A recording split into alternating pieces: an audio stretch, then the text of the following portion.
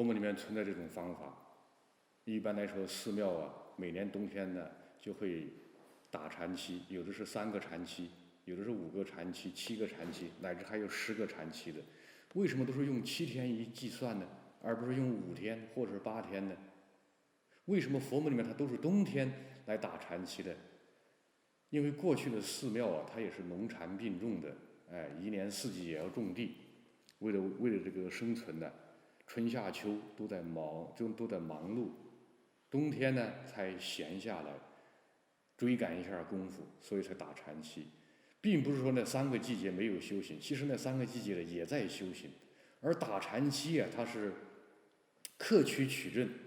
相当于一个强化训练，它可以在指定的时间内啊达到某种目的。因为这个7天呢，它和我们这个生理这个细胞啊，它是非常有关系的。因为人体的生理变化7天为一周期，从大自然的规律变化来讲，也是7天为一周期。所以我们这个打禅期，它是为了和大自然呢同步运行的。有时候我们感冒了，比如说不治疗，拖一拖，1个礼拜也会好了。它为什么不是说半个月好或者10天好？它正好和这个7天是有关系的，就是因为我们人本身就是和大自然同步的，只是有时候我们过于的忙碌了，身心紊乱了，就和大自然没有同步了。那么我们打禅期就是让这个身心呢归零，能够更好的和大自然同步，保持这个生理的细胞啊7天一更新，7天一更新，能够和自然呢同时运行。佛教传统这个打期啊，它不仅呢把我们的妄念打掉，它也是让我们的身心呢同时处于一种合一的状态，而且是和这个大自然的能量融为一体。因为打禅期的时候，它是把我们的前面的5根关闭掉了，只有60、70，它是比较活跃的。因为前面的50的力量关闭掉以后，所有的力量都回到了第6意识上，所以第6意识很强烈。因为前面的50啊，就相当于一个摄像机的快门、照相机一样，它是捕捉信息的。当捕捉到以后啊，它就给这个第6意识，第6意识又传这个第7意识，第7意识它通过分析、判断，然后哪些该储存，哪些不该储存。比如说需要储存的，它就交给了第80储存的；它不需要储存的，它就把它给删掉了。所以这个前面的第50是个工具，第60是来操作，第70它是在一个相当于一个分类的一个工作人员一样，哪里该保存，哪里不该保存。其实第80它就相当于一个仓库，要存到哪里，存多久，全部放在第80里面的。第70它叫个摸拉时，它是把前面输入的信息进行了分析、判断，乃至整合了以后，传递给第80。那么捕捉到好和坏呢，它是和60和50他们去完成的。所以我们修行人呢，想办法要管到前面的60，否则的话，你就要容易做出一些业障的问题的事情的。如果你能够对前60做主，那么我们就会去做一些善事，而不去做一些恶事。我们通常说的做主啊，其中就有做前60的主。如果说你做不了前60的主，那么就意味着你是一个修行人的，你驾驭不了自己的身口意。一个修行人首先能够驾驭住自己的身口意，主要指的是前面的60。坛经上面讲，这个6、7因上转，5、8果上缘，就是说你做人做事，首先呢要在第6的意识上你转变。如果第6意识上你认识不到，转变不过来，你没有办法降服前面的50，你做不了前面的50、60的主人，那么你被他们牵着走了，自然会把不好的信息撸进来。一旦传给了70，那70也没有办法，他又不得不传递给第80。所以这个修一定是要管住自己前面的50和60。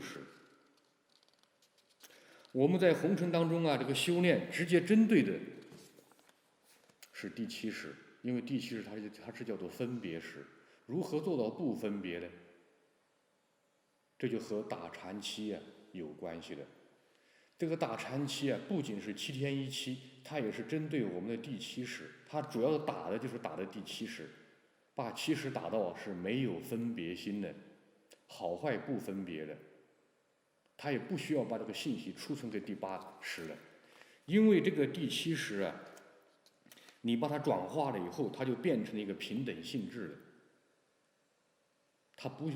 不会去分别善恶是非好坏的。一旦第七识平等的人，自然就超越了部分的业力了，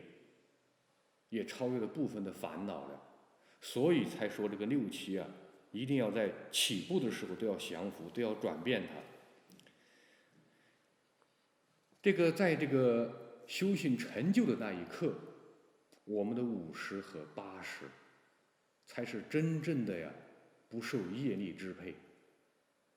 否则的话，它一直是受业力支配的。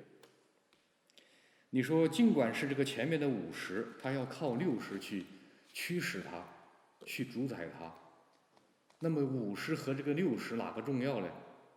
我们肯定会说是这个主宰者重要。但是它这个工具也是尤为重要的。在成佛的以后，我们这个工具啊，它才不会啊真正的对这个6尘呢流连忘返。所以在这里这个6度才说了以后，5识和第8识在成佛了以后，在正果的那一刻，才是真正的眼见色而无色，耳闻声而无声。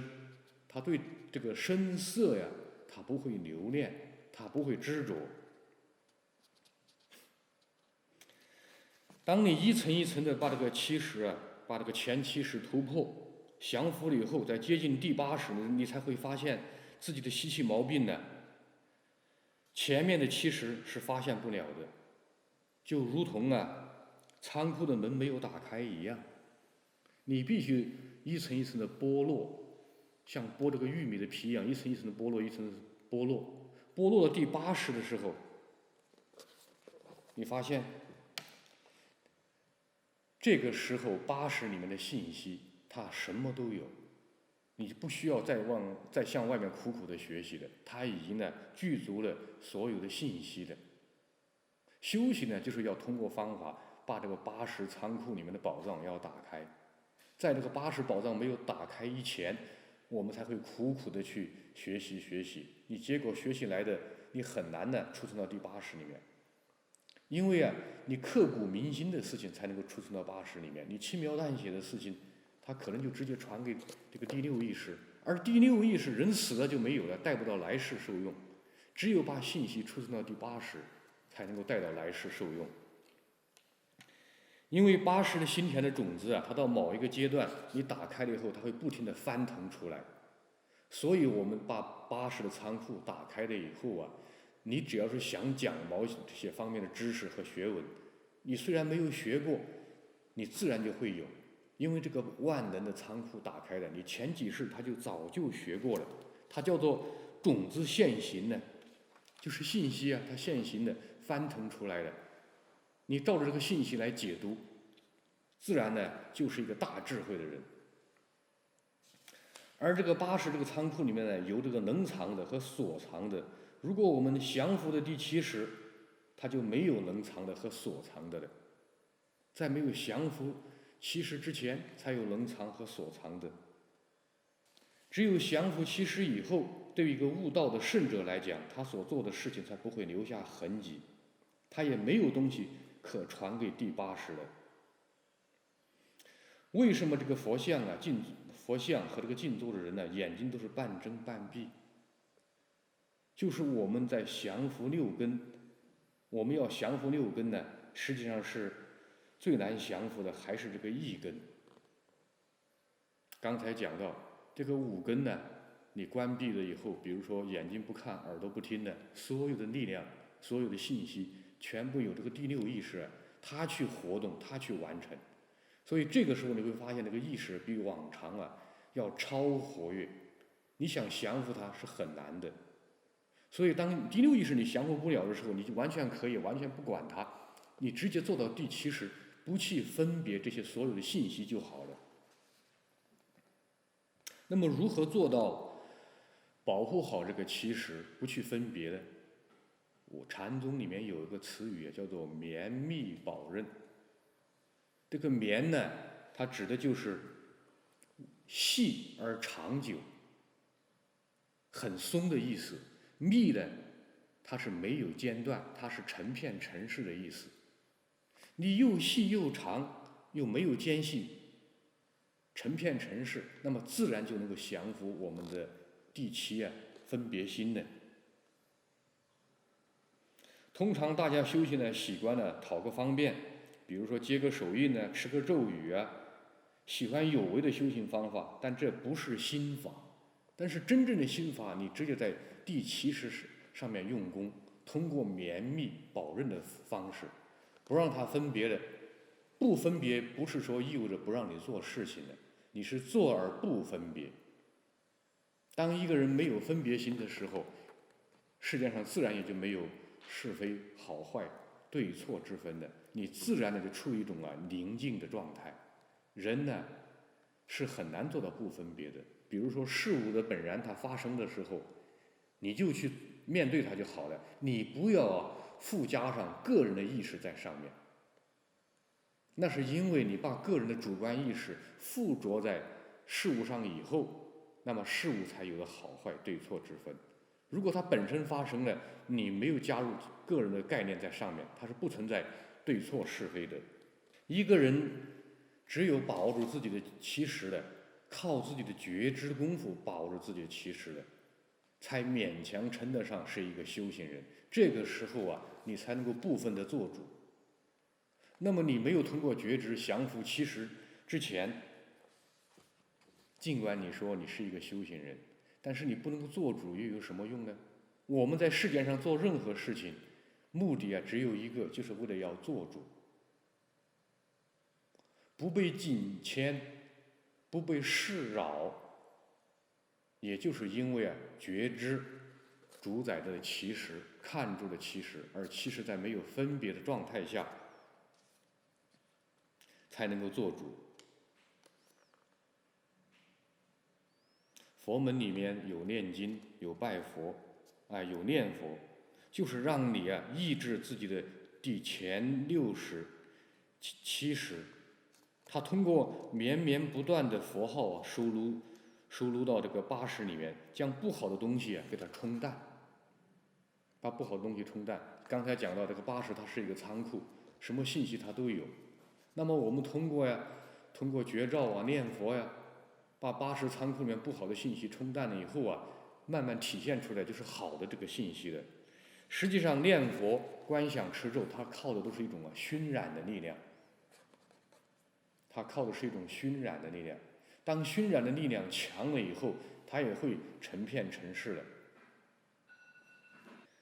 如果前五识不住在五尘上，人的反应呢会非常敏捷。前五识住在五尘上的人，第六识会反应非常迟钝，因为力量是分散的这个原因。古印度对治这种散乱的方式有观香，前几天我已经讲过观香的方法了，在这里就不多讲了。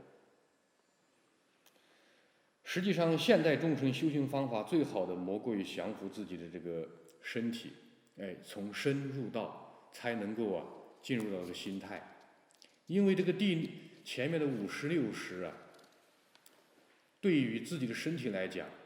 看管自己的身体来讲，它相对还是比较容易的。因为前面的六识它是向外倾斜的比较多，只有这个第七识它是相对的比较多。所以在降服心之前，先透过前面的六识先降服自己的身体。